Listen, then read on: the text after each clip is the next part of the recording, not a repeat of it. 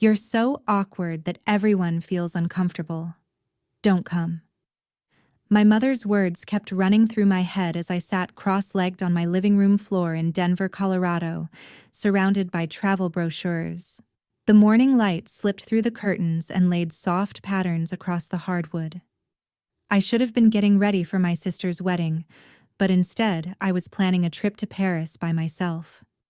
My name is Hannah, and I had just turned 26 the week before. For most of my life, I had been the family disappointment, the daughter who never quite measured up to my younger sister Claire's effortless shine. While she glided through the world collecting achievements and admirers, I stumbled along with social anxiety and a habit of saying the wrong thing at exactly the wrong moment. The phone call from my mother had come 3 days earlier, delivered in the sharp, embarrassed tone she saved just for me. Claire was marrying Connor, a real estate developer whose family owned half the high-end condos in Miami. The wedding was going to be an extravagant affair at a historic waterfront estate, with 200 guests in designer clothes, drinking champagne that cost more than my monthly rent. "We had discussed it as a family," my mother had said, her voice tight. "Claire is worried about the impression you will make. You know how you get at big events, Hannah." The stammering, the awkward pauses. "Connor's family cares a lot about appearances. This day has to be perfect." I had wanted to argue, to remind her I was her daughter too, but the words stuck in my throat the way they always did when I tried to stand up to her.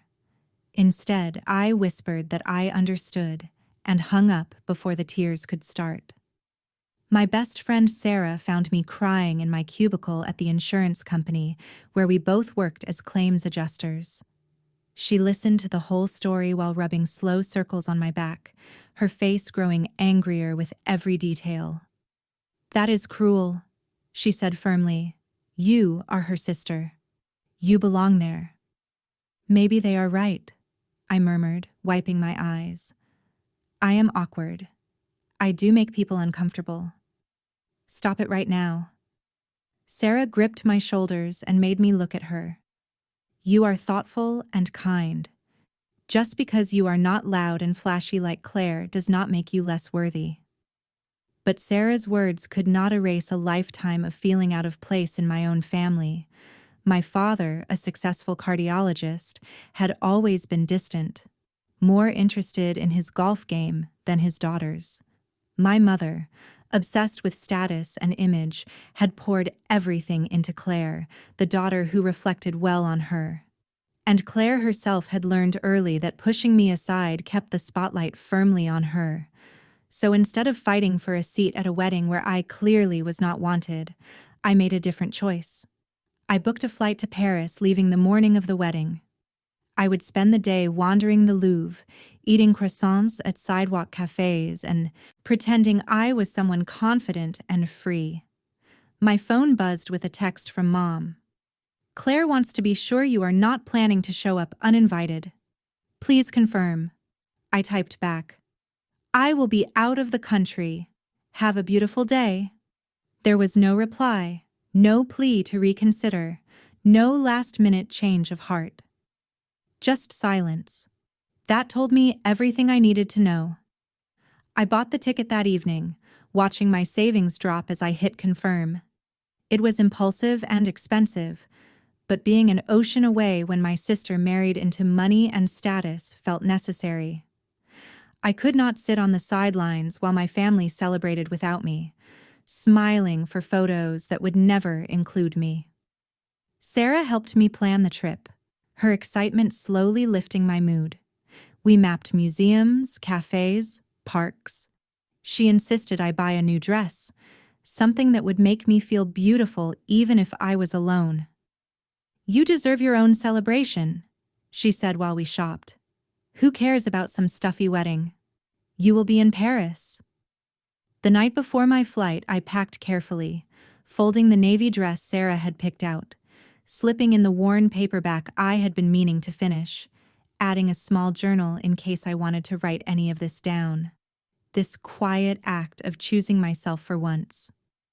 As I zipped the suitcase, my phone lit up with an Instagram notification.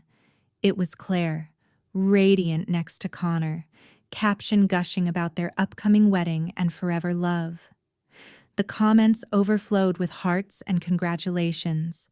I recognized cousins, aunts, old family friends, everyone who would be there for her perfect day. I closed the app fast, my chest tight with something that was not quite jealousy but felt a lot like grief for the sister relationship we never really had, for the family that never quite felt like mine. The morning of my flight, the sky was clear and the air warmer than usual for Denver in early fall.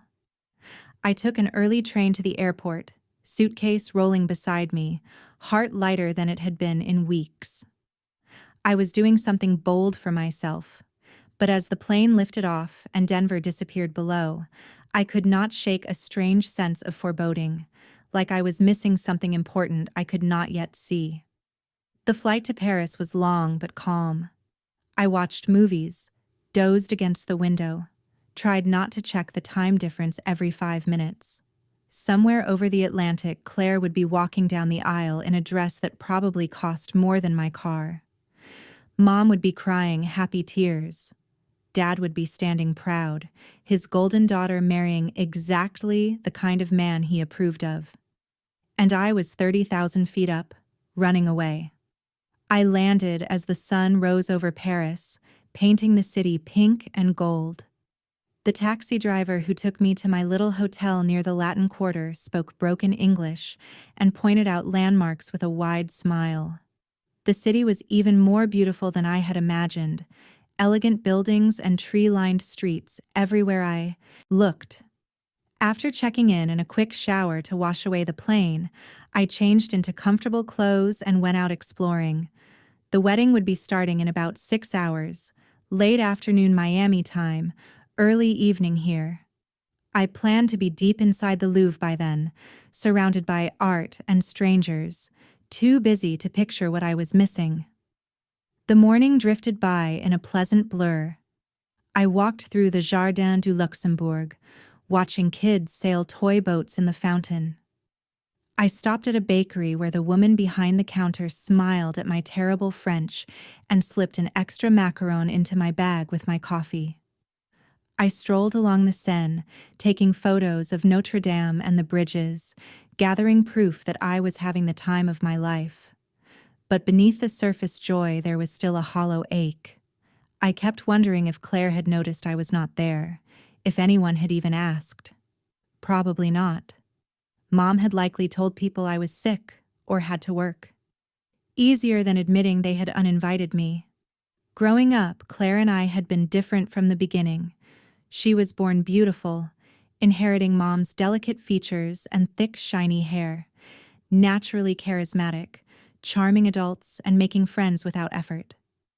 I took after Dad, tall and plain, clumsy in crowds, happier with books than people. Mom never hid her favoritism.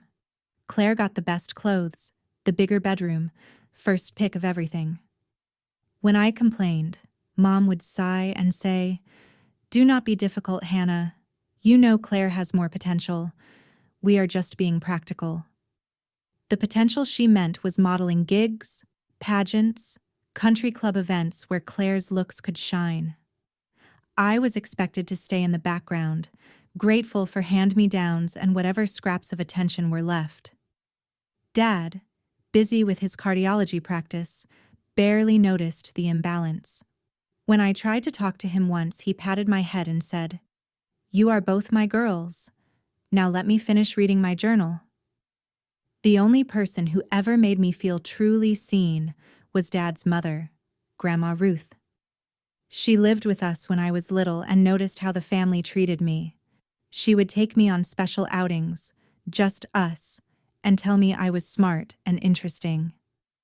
"Do not let them make you small," she whispered once. "You have your own light, Hannah.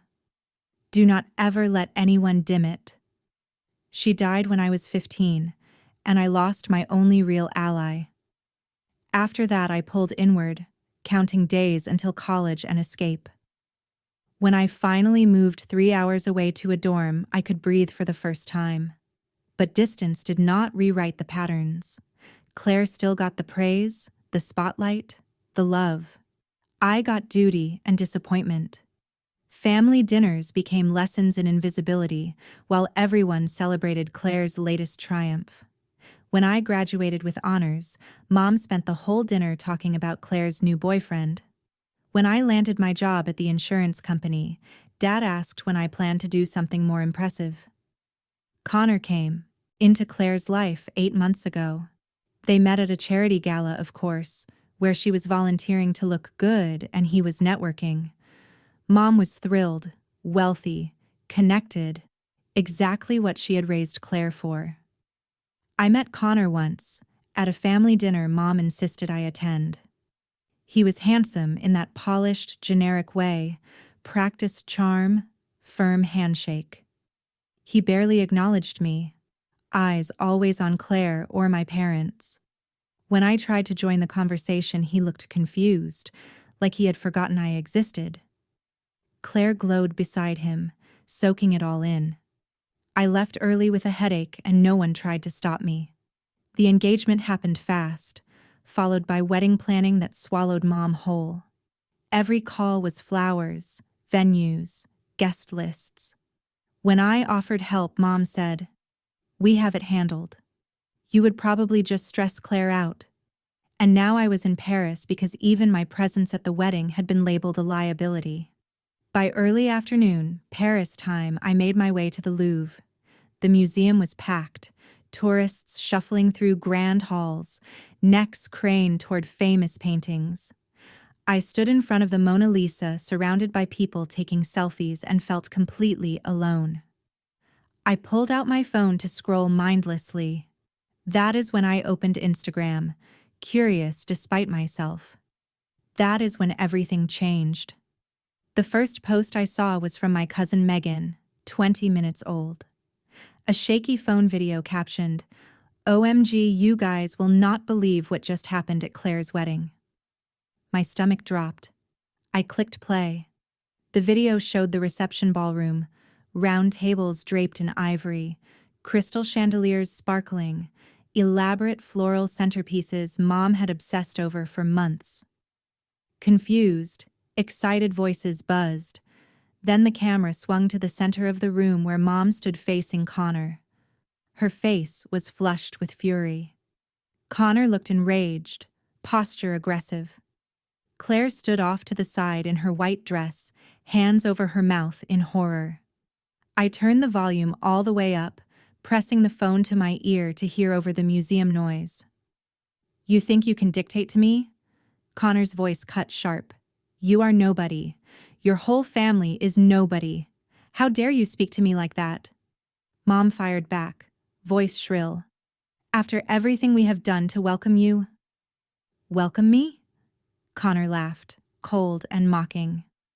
"You have been kissing up to me from day one because you know Claire is lucky I even looked at her. She is pretty, I will give her that.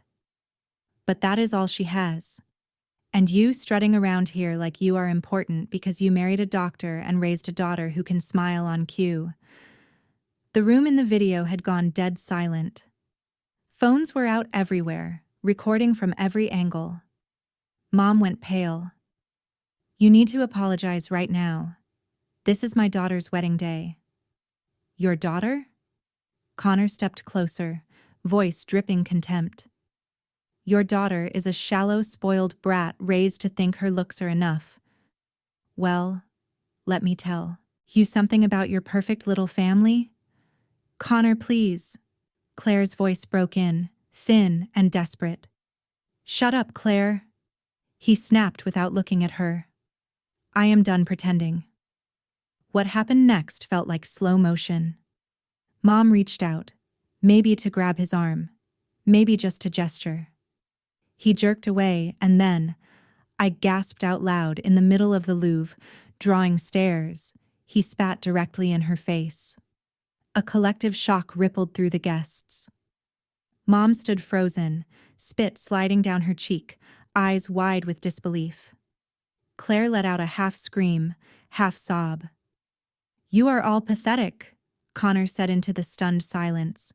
This wedding is over. He stormed out of frame. The video ended with Mom still motionless, guests rushing with napkins, Dad appearing, face purple with rage. I stared at my phone, hands shaking. People bumped past me, but I barely felt it. I checked the comments, already hundreds. This is insane. Did he just spit on the bride's mom? Who is this guy? Wedding of the year for all the wrong reasons. I backed out and searched Claire's profile. Nothing new, but the video was tagged everywhere and spreading fast. I found 4 more copies from different angles, each showing the same horrifying moment. My phone rang. Sarah. Hannah, are you seeing this? She asked the second I picked up. It is everywhere. Someone I barely know from high school just posted it. I just watched it, I whispered, my voice sounding far away.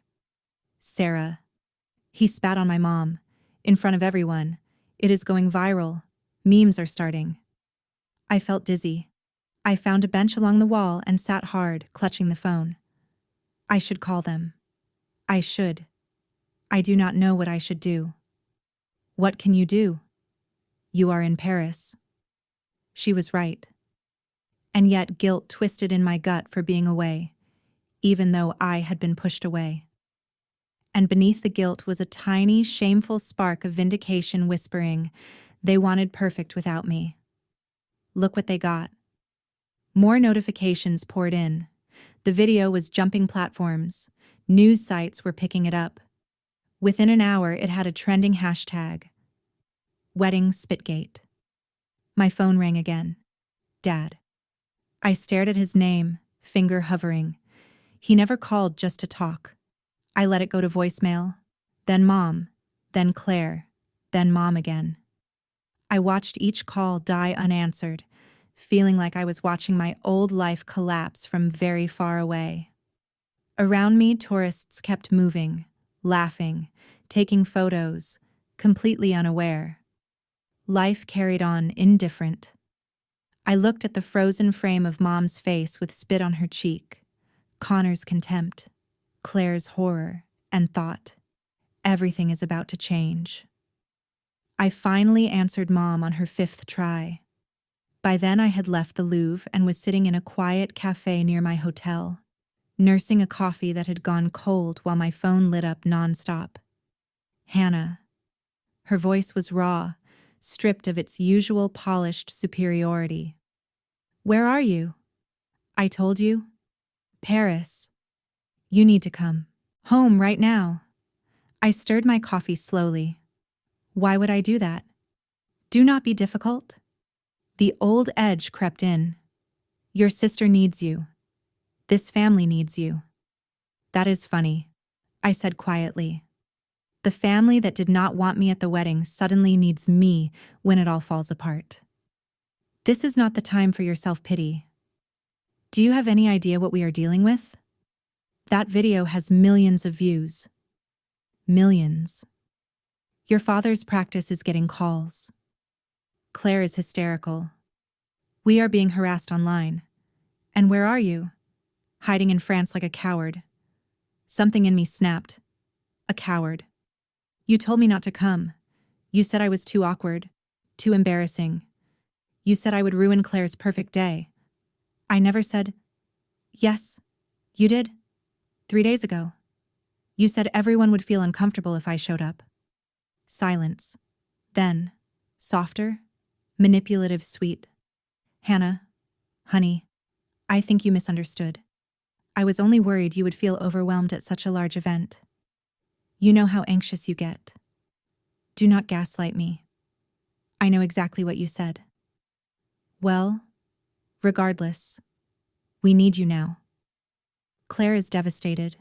She has locked herself in her old room and will not come out. Your father is barely holding it together and her voice cracked. I am humiliated. That man spat on me in front of everyone I know. Friends, family, business associates. Everyone saw. I waited for sympathy to rise, but all I felt was a strange, calm numbness. What do you want me to do from here? Come home. Talk to Claire. Help us handle this media nightmare. Show the world we are a united family. A united family? I repeated. The one that excludes me until they need damage control. Hannah, please. I am begging you. She had never begged me for anything. The sound should have moved me. Instead, it rang hollow. I will think about it, I said. I have to go. Hannah. I hung up and blocked every family number. Then I ordered a glass of wine even though it was barely 3 in the afternoon. The waiter brought it with a small, sympathetic smile like he could feel the storm around me. For the next hour, I scrolled through the coverage now being called the wedding spit scandal. Entertainment sites dissected every second. Comments ranged from sympathy to brutality. The mom looks arrogant. Probably deserved it. Rich people problems. Poor bride, though. That family seems toxic, too. Then I found an article that made my blood freeze. A gossip site had dug into Connor's past. Previous girlfriend with a restraining order 2 years ago for threats. Fired from his last firm for aggression. Family money had buried it all. Mom had been so dazzled by wealth and status she never looked deeper. Or maybe she had and did not care as long as Claire married rich. I screenshotted everything. My phone buzzed. Unknown number. I answered. Hannah. Claire. Voice thick with tears. Please do not hang up. I said nothing. I know you hate me. She rushed on. I know we treated you terribly. I know I should have stood up for you about the wedding, but please come home.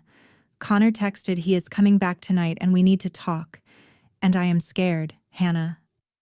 I am really scared. Then do not see him. Stay at Mom and Dad's. You do not understand. He has a key to my apartment. He keeps calling and texting the most awful things. Her voice broke. I thought I knew him. He was always so perfect. But what he said at the reception, the way he looked at us like we were nothing. Did you know about the restraining order? The job he lost? Silence. Then, what are you talking about? I sent her the article. A sharp gasp. Oh my God. Oh my God, Hannah, I had no idea. Mom and Dad did all the checks. They said he was perfect. They saw money and stopped looking. Claire was sobbing now. I need you. I know I do not deserve it, but I am your sister, and I am scared of what he might do. I closed my eyes. Part of me wanted to say, figure it out yourself. Feel what abandonment is like. But another part, older and softer, remembered us as little girls before everything got twisted. I will see what I can do, I said at last. But Claire, I am not coming back to pretend we are one big happy family. If I come home, things will be different. Anything. I will do anything. Just please help me. After we hung up, I sat watching Parisian street life flow past. Couples holding hands, tourists with maps, locals rushing home. Normal life going on while my world shifted under me. I pulled up flights. There was one leaving tomorrow morning that would get me back to Denver by evening. Expensive to change, but I had a credit card. I booked it. I was going back, but not as the ashamed daughter trying to shrink. I was going back armed with information, with boundaries, with a clearer picture of exactly who my family was. And maybe, just maybe, I was going back to finally claim my place. The flight home felt different from the flight to Paris. I was not running away this time. I was running toward something, even if I was not entirely sure what. I spent most of the journey researching, laptop open to tabs about Connor, his family, and every news story that had exploded from the wedding video. What I found painted a disturbing picture. Connor's family wealth came from his grandfather, who built a real estate empire in the 70s. But Connor himself was the youngest son, always overshadowed by his more accomplished older brothers. His position in the family company was mostly ceremonial, a title with no real power. He had bounced between roles, leaving each under murky circumstances. The restraining order from his ex-girlfriend included details that turned my stomach. She described him as charming at first, then increasingly controlling and aggressive. He would fly into rages over small things, then apologize with extravagant gifts. The final incident involved him showing up at her workplace and causing a scene when she tried to end it. I found her old social media post from a year ago. 1 year free from toxicity. If you are in a relationship where you feel afraid, please know you deserve better. Leaving was the hardest and best thing I ever did. I took screenshots, building a file. If Connor was as volatile as he appeared, my family needed more than damage control. They needed protection. When I landed in Denver, it was raining, the steady Pacific Northwest-style drizzle that felt familiar and grounding. I took a rideshare straight to my parents' house, a large colonial in an upscale suburb of Charlotte, North Carolina, where every lawn was perfect and every driveway held a luxury car. Mom answered the door looking wrecked. Her usually perfect hair was pulled back messily, no makeup, eyes red. For the first time in my life, she looked old. "You came," she said, and there was genuine relief in her voice. "Where is Claire?" "Upstairs. She has not left her room since yesterday. Your father is at the office trying to manage the fallout. His practice is getting calls from reporters." I walked past her without waiting to be invited in. The house looked exactly the same, tastefully decorated, immaculate, cold. I climbed the stairs to Claire's childhood bedroom, the largest one with the best view, and knocked. "Claire, it is Hannah." The door flew open. My sister looked awful, eyes swollen, hair tangled, wearing sweatpants and an old college t-shirt. No makeup, no jewelry. I had never seen her so undone. "You are really here," she said, and then she hugged me. I stood stiff at first, arms hanging, but her shoulders shook with sobs against me, and despite everything she was still my sister. My arms came up slowly and patted her back. "Come in," she whispered, pulling away and wiping her face. "I need to tell you everything." We sat on her bed, the same bed she had lounged on years ago while talking to friends and ignoring me when I tried to join. The irony was not lost on me. "Connor has been texting nonstop," she said, showing me her phone. The messages were rage mixed with manipulation, calling her worthless, then apologizing and begging for another chance, then vague threats. "I am coming over tonight whether you like it or not. We need to talk face to face. You are making this worse by ignoring me. I know where you are. I love you so much, baby. I was just stressed. Your mom provoked me. You are going to regret treating me this way." My skin crawled reading them. "Have you answered any?" I told him to leave me alone. That made him angrier. "You need to go to the police. Get a restraining order." "With what evidence?" "He has not threatened me directly yet. And his family is powerful. They have lawyers, connections. Mom and Dad are terrified they will sue us for defamation." "Defamation?" He spat on Mom in front of 200 witnesses. "I know, but his family is claiming he was provoked. That Mom said something offensive first. They are trying to spin him as the victim of our social climbing." I laughed, bitter. "That is rich. Mom has been social climbing since the day she married Dad." Claire looked at me with an expression I had never seen from her before. Honest shame. "I know. I always knew. But I thought that was just how life worked. You marry someone successful, you keep the right image, everything works out. That is what Mom taught me. And look where it got me."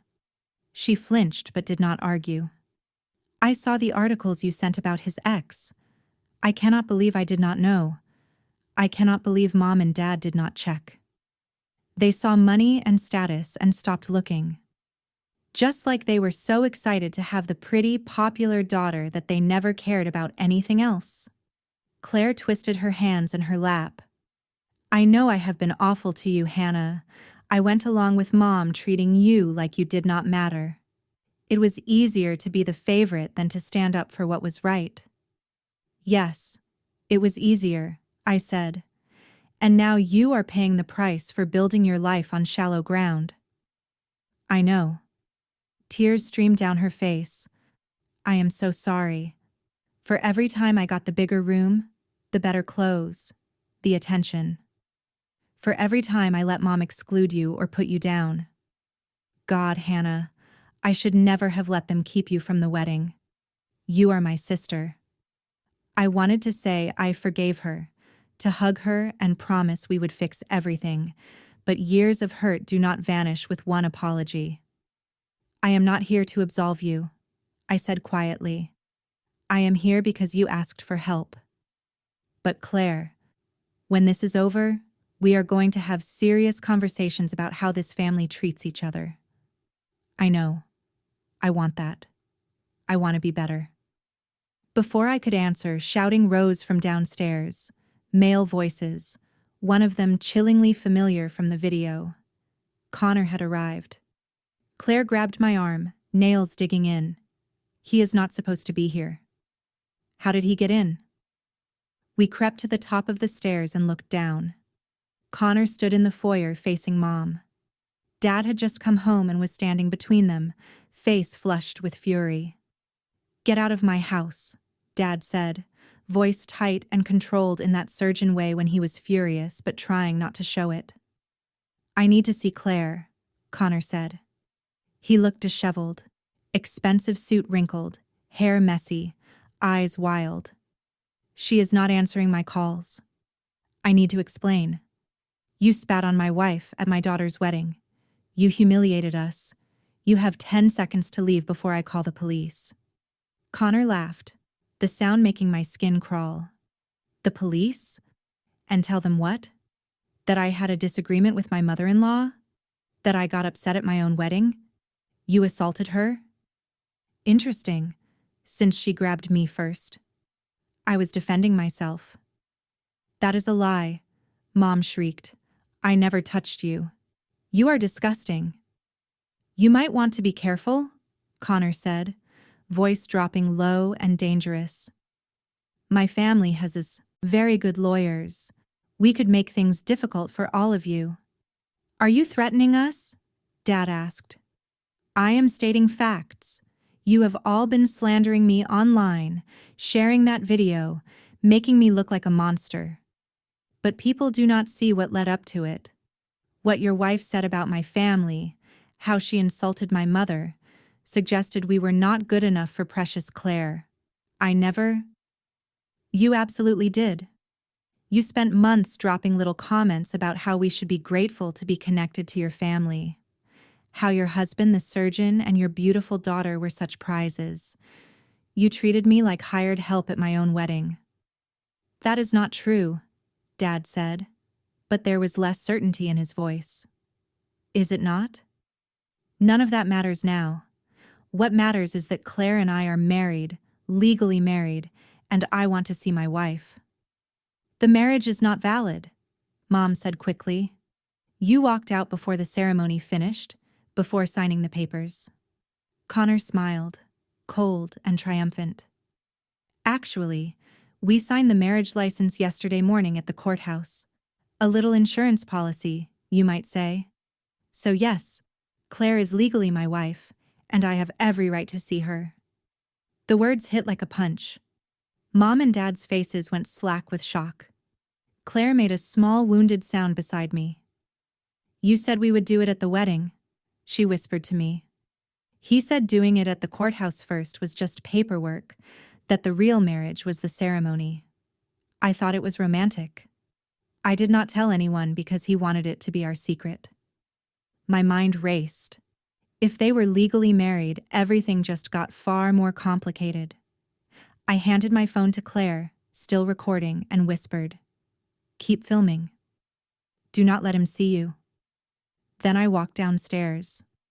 "Who the hell are you?" Connor asked when he saw me. "I am Hannah, the other daughter, the one who was not important enough to invite to the wedding." Mom and Dad stared at me like I had appeared out of thin air. "Hannah, go back upstairs," Dad said. "No, I want to hear what Connor has to say." I turned to him, keeping my voice calm. "You are right that my mother can be difficult. She cares too much about status. But spitting on her was quite a choice. She pushed me too far." "By saying what exactly? What did she say that justified that?" He hesitated, and I saw the lie forming. "She insulted my mother." "Your mother, who was not even at the wedding?" Another pause. "She insulted my family." "Can you be specific?" "Because there are a dozen videos from every angle and the audio is clear." She said, "After everything we have done to welcome you into this family, and that set you off. You were not there? You do not know what happened before the cameras started." "You are right.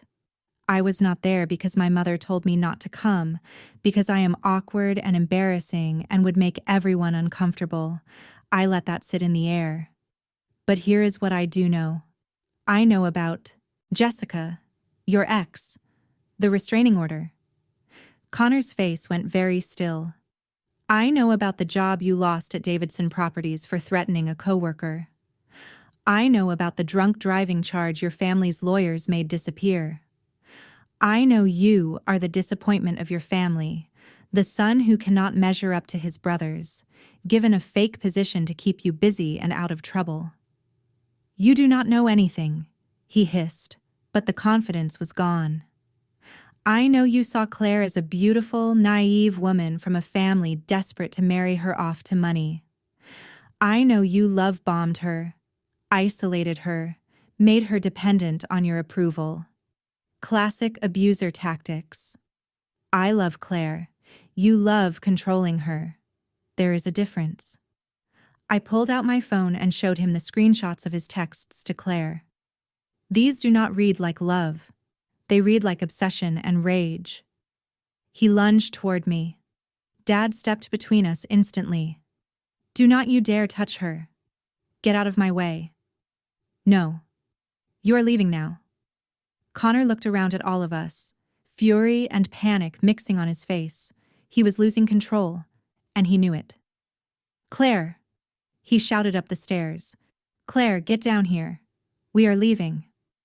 "She is not going anywhere with you," I said calmly.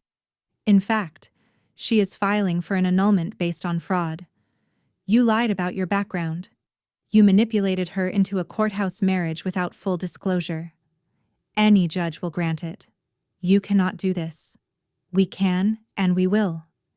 And if you come near her again, if you text or call or show up, we will file a restraining order. And this time it will be very public.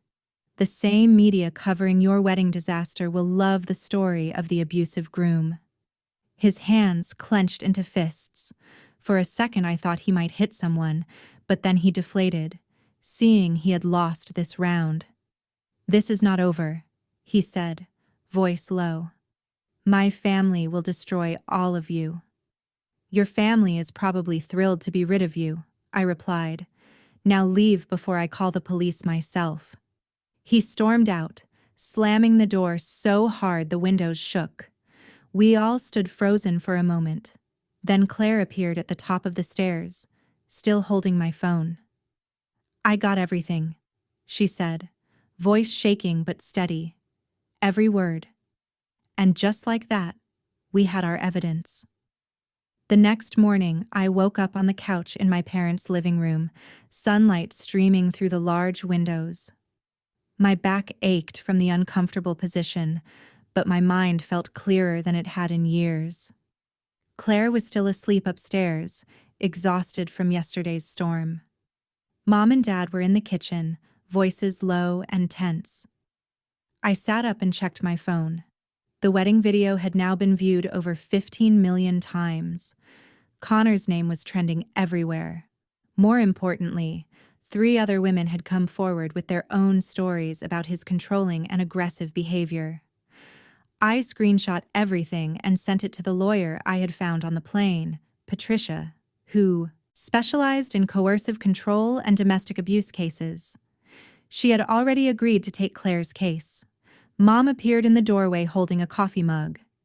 "You are awake." "Barely." I stood and stretched. "We need to talk. All of us." She nodded and called upstairs for Claire and Dad. 20 minutes later, we were seated around the dining room table where I had eaten countless silent, lonely dinners growing up. "Here is what is going to happen," I said, before anyone else could speak. "Claire is meeting Patricia this afternoon. We are filing for annulment based on fraud and coercion. We have last night's video, his texts, and statements from his exes. His family will not want a public fight. They will settle quietly." "What if they retaliate?" Dad asked. "Let them try. With this much attention, they will want it gone fast. They will cut him loose to protect their name." "And the media?" Mom asked. "We tell the truth. Claire will give one controlled interview with a reputable journalist. She becomes the sympathetic bride who is deceived, not the punchline." "I do not know if I can do that," Claire said quietly. "You can, and you will. Because right now, you are a meme. If you take control, you become a survivor other women can relate to." Mom looked at me with something like awe. "When did you become so capable?" "I always was. You just never bothered to notice." The words hung there. Dad looked uncomfortable. Claire stared at her hands. Mom flushed but did not argue. "You are right," she said finally, voice barely audible. "I never saw you clearly. I was so focused on Claire and the life I wanted for her that I failed you. I am sorry, Hannah. Truly sorry. I know that does not fix anything, but I need you to know I see it now. How badly we treated you." Claire reached across the table and took my hand. "I am sorry too.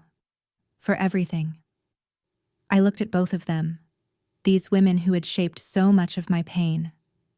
Part of me wanted to reject their apologies, to make them feel what I had felt.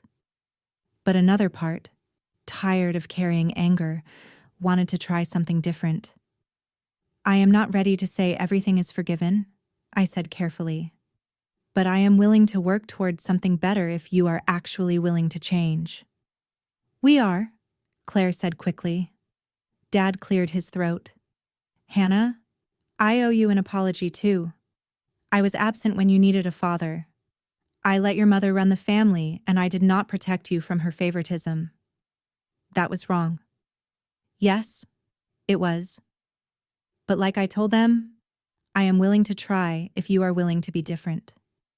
He nodded, looking older than I had ever seen him. "Good. Then let us get to work.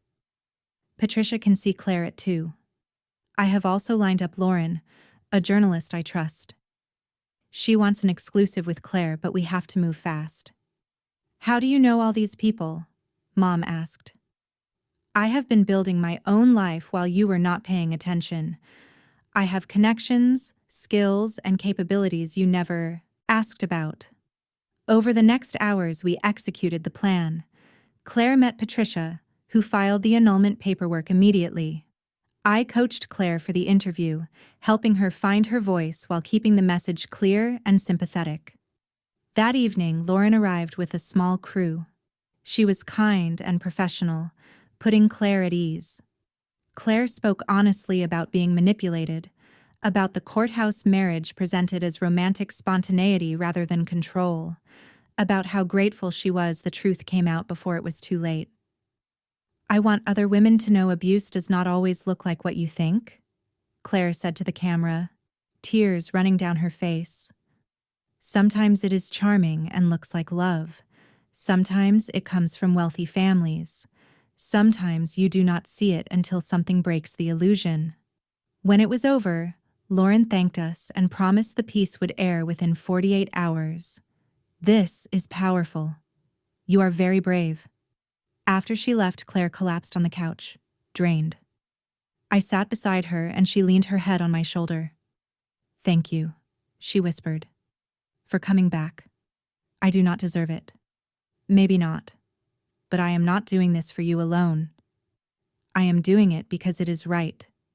And because maybe we can finally be the sisters we should have been."